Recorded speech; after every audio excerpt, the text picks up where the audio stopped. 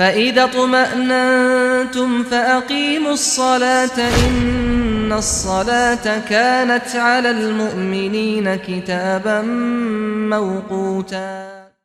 السلام علیکم ورحمۃ اللہ وبرکاتہ۔ الحمد للہ رب العالمین والصلاة والسلام علی اشرف الانبیاء والمرسلین نبینا محمد وعلی آلہ واصحابہ اجمعین وبعد۔ برادران اسلام، دینی و ملی بھائیوں،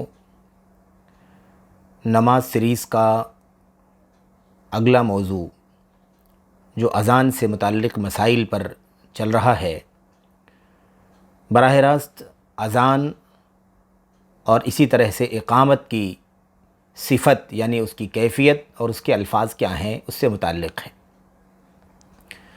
ظاہر ہے کہ ہم اور آپ عام طور پر مسجدوں کے مناروں سے بلند ہونے والی جو اذان کی آوازیں سنتے ہیں، بسا اوقات اذان کے آواز میں تو، اذان کے کلمات کے الفاظ میں تو فرق نہیں دکھائی دیتا، لیکن اقامت کے الفاظ میں آپ کو فرق سننے کو ملتا ہوگا، دیکھنے کو ملتا ہوگا۔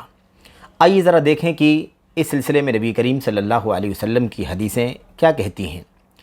اذان کا طریقہ کیا ہے، اقامت کا طریقہ کیا ہے، براہ راست اس کے الفاظ کیا ہیں، کتنے الفاظ ہیں، یہ مسئلہ اس وقت آپ کے ہمارے سامنے ہے۔ بقیہ اذان کے جو آداب ہیں، اس کے جو شرائط وغیرہ ہیں، انشاءاللہ تبارک و تعالی اگلے حصوں میں آپ کو سننے کو ملے گا۔ دیکھیے، جس اذان پر ہمیشگی برتی گئی ہے اور حضرت بلال رضی اللہ تعالیٰ عنہ نے ہمیشہ استمرار کے ساتھ نبی کریم صلی اللہ علیہ وسلم کے سامنے جو اذان دی ہے، جو الفاظ اذان کے اللہ کے نبی علیہ السلام کے سامنے بار بار کہے گئے ہیں، پیش کیے گئے ہیں، وہ حضرت عبداللہ ابن زید ابن عبد ربہ رضی اللہ تعالیٰ عنہ کی حدیث کے اندر موجود ہیں۔ یہ روایت جو ہے سنن کی ہے، مسند احمد بن حنبل کی ہے، ابو داؤد اور دیگر سنن کی کتابوں کے اندر روایت موجود ہے اور روایت صحیح ہے۔ اس روایت کے اندر جو اذان کے کلمات آئے ہوئے ہیں وہ کلمات 15 ہیں، اسی طرح سے اقامت کے جو الفاظ آئے ہوئے ہیں وہ 11 ہیں۔ یہ الفاظ نہ کہیں بلکہ اگر اسے جملہ کہہ لیں تو زیادہ بہتر ہوگا، کیونکہ اللہ اکبر ایک ایک اللہ اکبر کو ایک جملہ کہا جاتا ہے اور اسی اعتبار سے یہ تعداد بتائی جا رہی ہے۔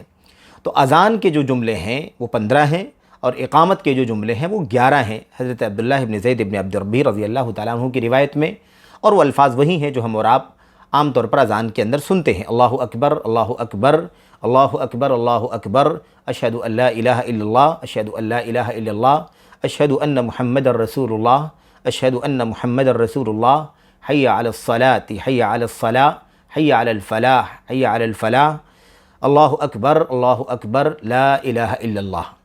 یہ وہ 15 کلمات، 15 جملے ہیں جو حضرت بلال ابن ابی رباح رضی اللہ تعالیٰ عنہ مستقل طور پر استمرار کے ساتھ، ہمیشگی کے ساتھ نبی کریم صلی اللہ علیہ وسلم کے سامنے اذان میں پکارا کرتے تھے۔ اسی طریقے سے اس حدیث کے اندر جو اقامت کے الفاظ آئے ہوئے ہیں وہ یہ ہیں جو 11 الفاظ ہیں، اللہ اکبر، اشہد ان لا الہ الا اللہ، اشہد ان محمد الرسول اللہ، حی علی الصلاۃ، حی علی الفلاح، قد قامت الصلاۃ، قد قامت الصلاۃ، اللہ اکبر، لا الہ الا اللہ۔ یہ وہ 11 الفاظ ہیں جو اقامت کے ہیں۔ آپ دیکھیں، یہ اذان کے الفاظ 15 جملے اور 11 جملے اقامت کے، یہ نبی کریم صلی اللہ علیہ وسلم کے سامنے حضرت بلال رضی اللہ تعالیٰ عنہ ہمیشہ پیش کیے ہیں۔ اسی لیے اہل علم کی ایک بڑی جماعت نے انہی الفاظ کو اذان کے اور اقامت کے راجح اور افضل قرار دیا ہے۔ البتہ یہ 5 وقتہ نمازوں میں سے 4 نمازوں کی اذانوں سے متعلق ہے۔ فجر کی جو اذان ہے اس سلسلے میں نبی کریم صلی اللہ علیہ وسلم کی روایت موجود ہے کہ آپ نے فرمایا کہ حی علی الصلاح کے بعد الصلاۃ خیر من النوم، الصلاۃ خیر من النوم، یہ جملہ بھی 2 مرتبہ کہا جائے۔ حضرت انس بن مالک رضی اللہ تعالیٰ عنہ کی روایت کے اندر یہ بات موجود ہے، وہ کہتے ہیں من السنۃ اذا قال المؤذن فی الفجر حی علی الفلاح قال الصلاۃ خیر من النوم۔ کہتے ہیں کہ سنت کا طریقہ یہ ہے کہ جب مؤذن فجر کی اذان میں حی علی الفلاح کہے تو الصلاۃ خیر من النوم کہے اور یہ 2 مرتبہ کہے۔ تو ان الفاظ کو سامنے رکھتے ہوئے یہ بات واضح ہوتی ہے کہ حضرت عبداللہ ابن زید ابن عبد ربہ رضی اللہ تعالیٰ عنہ کی روایت میں اذان کے کلمات، اذان کے جملے 15 اور اقامت کے جملے 11 ہیں، جیسا کہ آپ اگر گنے تو آپ کو یہ تعداد اس حدیث کے اندر ملے گی۔ تو بہرحال اس کی مزید تاکید اور تائید حضرت انس بن مالک رضی اللہ تعالیٰ عنہ کی روایت ہی سے ہوتی ہے۔ وہ بیان کرتے ہیں کہ اللہ کے نبی علیہ الصلوۃ والسلام نے فرمایا، بیان کرتے ہیں امر بلال ان یشفع الاذان ویوتر الاقامہ الا الاقامہ، کہتے ہیں کہ بلال رضی اللہ تعالیٰ عنہ کو حکم دیا گیا، اور یہ بہت ہی معروف مسئلہ ہے کہ حکم دیا گیا فلاں صحابی کو، اس کا مطلب یہ ہے کہ وہ نبی کریم صلی اللہ علیہ وسلم ہی ہیں جنہوں نے حکم دیا ہے، اور اسی کے مطابق صحابی رسول نے عمل کیا ہے۔ حکم کیا دیا گیا تھا بلال کو؟ ان یشفع الاذان ویوتر الاقامہ، اذان کو جفت کہیں، یعنی اذان کے جملے جفت استعمال کریں، اور اقامت کے الفاظ اکہرے استعمال کریں، یعنی ایک مرتبہ استعمال کریں، الا الاقامہ، سوائے قد قامت الصلاۃ کے جملے کے۔ قد قامت الصلاۃ کا جملہ 2 مرتبہ کہا جائے گا، بقیہ الفاظ اقامت کے اندر اکہرے کہے جائیں گے، یہ معنی ہے اس کا۔ جہاں تک رہی بات اذان کے اندر، یہ بات کہی گئی کہ ان یشفع الاذان، اذان کے جملوں کو جفت کہے، یعنی ڈبل کہے۔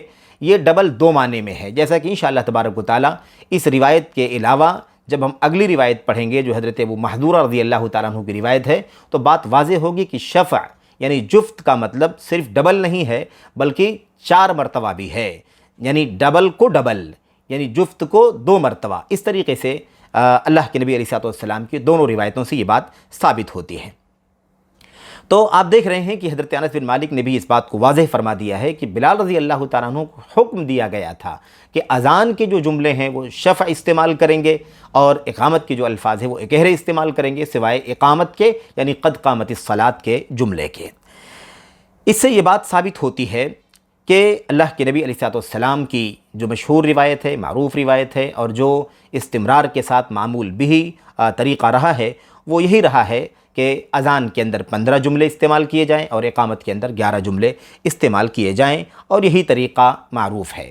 ایک بات اور یہاں پر ذہن میں رکھنا چاہیے کہ جو اذان کے اندر شفع کی بات آئی ہوئی ہے کہ دوہرے کہے جائیں، یہ عام طور پر یعنی غالب کے اعتبار سے ہے، ورنہ اذان کا جو آخری کلمہ ہے وہ ایک ہی مرتبہ کہا جائے گا، یعنی جو تحلیل کا کلمہ ہے لا الہ الا اللہ، اللہ اکبر کے بعد لا الہ الا اللہ کا جملہ متفقہ طور پر ایک ہی بار کہا جائے گا، خواہ وہ اقامت ہو یا اذان ہو۔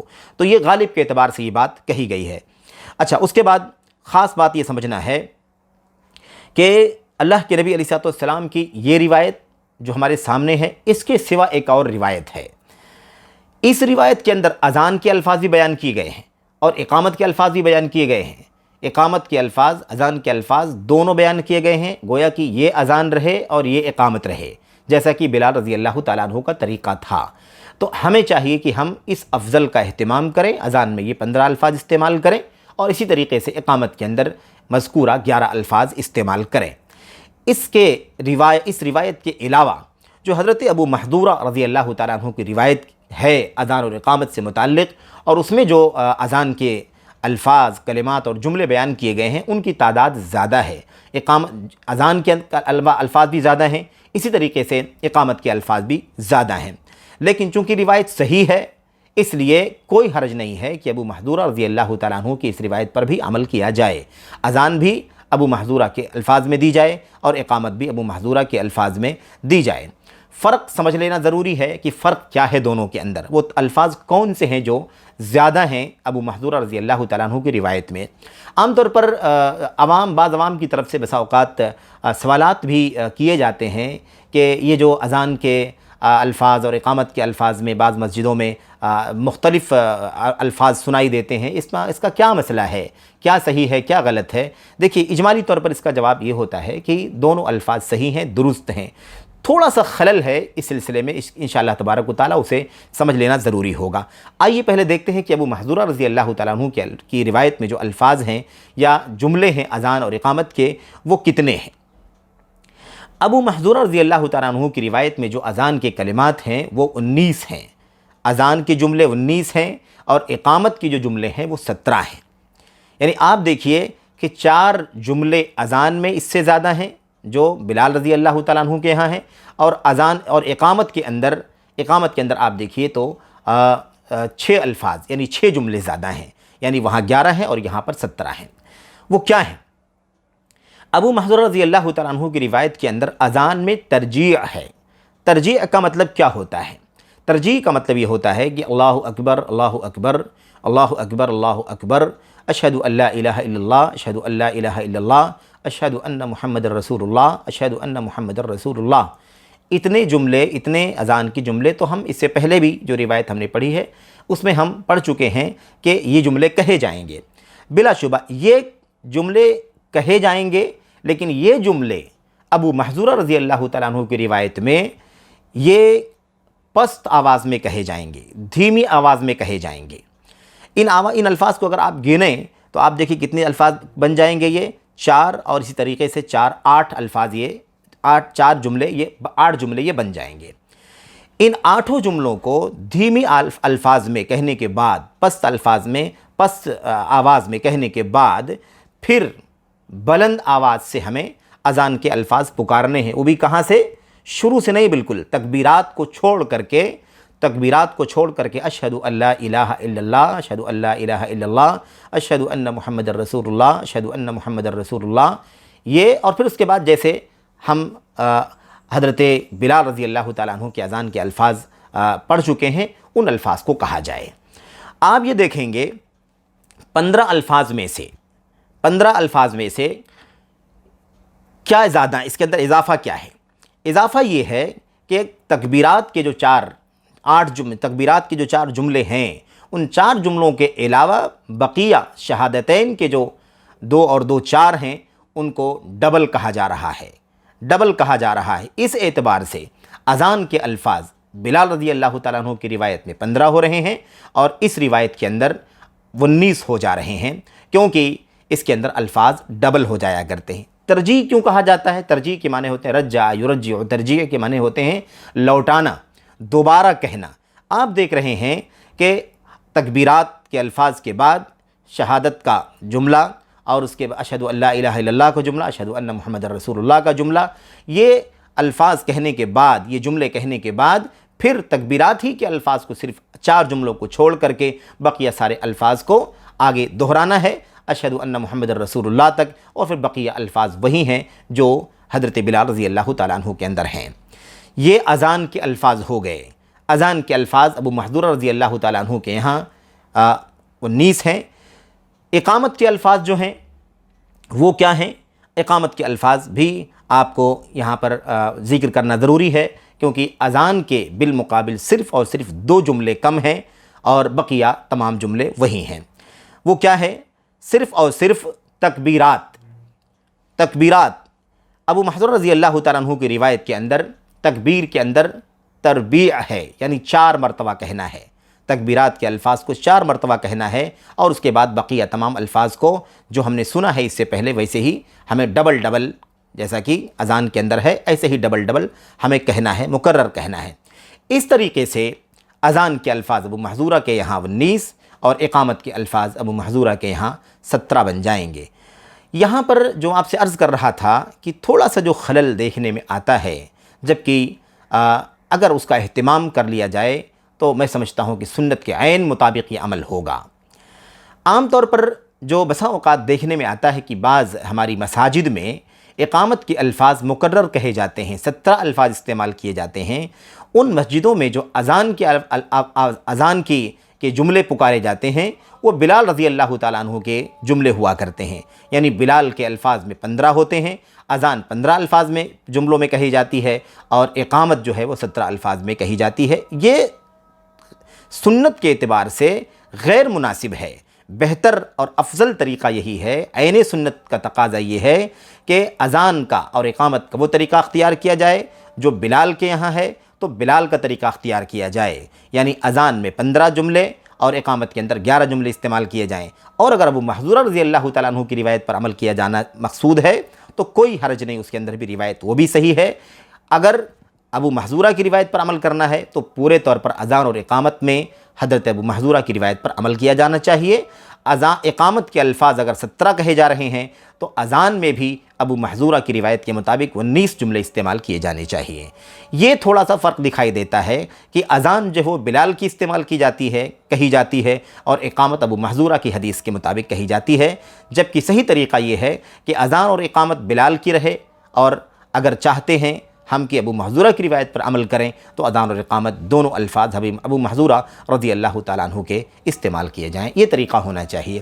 بہرحال یہ اختصار کے ساتھ اذان اور اقامت کے سلسلے میں نبی کریم صلی اللہ علیہ وسلم کی 2 صحیح روایتوں کی روشنی میں چند باتیں تھیں۔ دعا ہے کہ اللہ تبارک و تعالیٰ ہمیں اور آپ کو اذان اور اقامت کے سلسلے میں اللہ کے نبی کی ان سنتوں پر عمل کرنے کی توفیق عطا فرمائے۔ یہی 2 قسم کے الفاظ ہیں، ہمیں ان کا اہتمام کیا جانا چاہیے۔ خلط سے بچنا سنت کے عین مطابق ہوگا۔